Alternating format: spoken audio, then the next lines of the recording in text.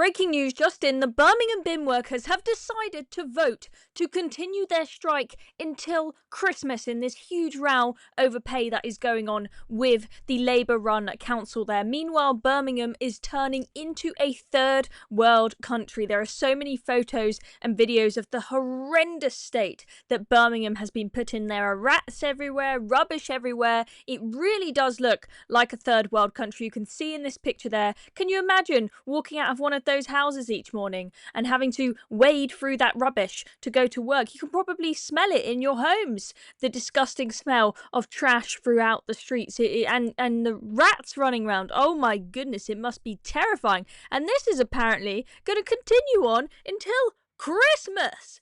I mean, I don't know how they're going to cope. Maybe they'll start paying for some people on the streets will start paying for private companies to come and pick up their rubbish, or that they have to do something to get this rubbish collected, because there's just no way that the place is so unsanitary and unsafe as well. So let's have a look at what's being said in this GB News article on the breaking news here.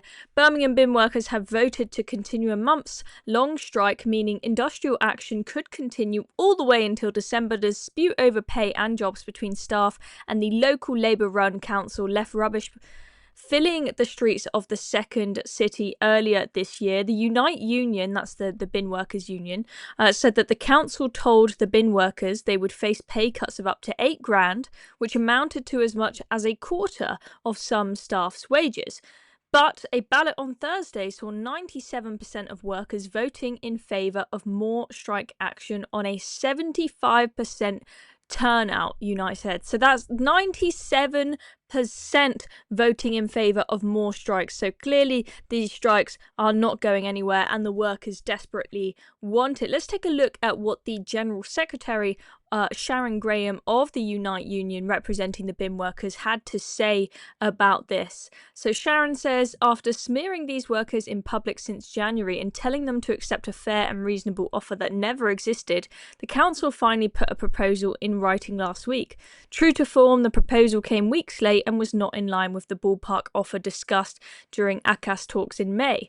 She claimed it had been watered down by the government commissioners and the leader of the council, despite them never having been in the negotiations. It beggars belief that a Labour government and Labour council is treating these workers so disgracefully. It's hardly surprising that so many working people are asking whose side Labour is on.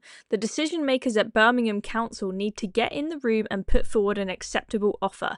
Unite will not allow these workers to be financially ruined. The strikes will continue for as long as it takes. Unite calls on the decision makers to let common sense prevail in upcoming negotiations. Now, clearly there sounds as though the Unite General Secretary thinks that this is very much the council's fault, and there has been YouGov polling that has been done asking the public, do you think that these ongoing strikes are the fault of the bin workers or the fault of the council bosses? And overwhelmingly the public are blaming this on the council bosses. I know a lot of the time when we talk about train drivers striking who earn 60 plus grand each, we say it's absolutely ridiculous and this is the fault of the train drivers, but it seems like in this case the public want to blame the council.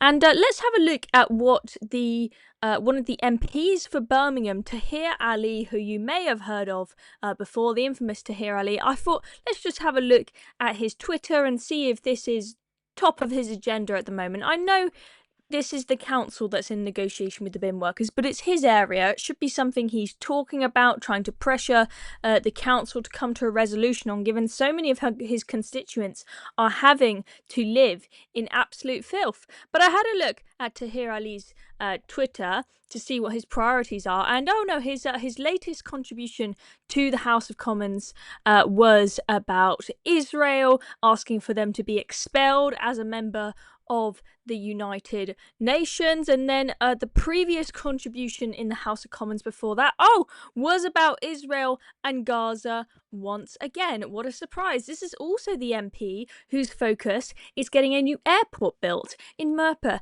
in Pakistan, rather than what's actually going on in his own constituency. And you know what, there's actually not much difference now between Pakistan and Birmingham, because this here is a picture of Pakistan, and I have to say, it doesn't really look that much different to Birmingham. There's no point in his constituents even needing to fly home to Pakistan the way things are going, because they're looking pretty similar. The bins are not collected in Pakistan, the rubbish is not collected in Pakistan, and it's not collected in Birmingham either. What a crazy state of affairs. I mean, what on earth is going to happen to Birmingham if no bins are collected all the way until December? Or maybe some bins will be collected, but not very many of them. I mean, this is becoming a completely unsustainable situation. I mean, this is broken Britain at its finest, and all the councils are going bust and they're out of money. And then you've got bin workers saying,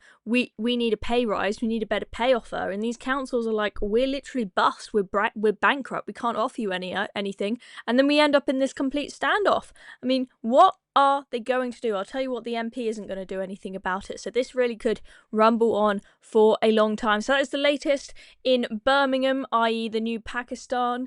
Thank you very much for watching this video. I'm Chloe Dobbs. Make sure you subscribe to Reasoned if you're not already. And if you're a young person interested in making videos for Reasoned like this, please send us a 1-minute video telling us about yourself to join@reasoned.uk and we'll take a look. Thank you.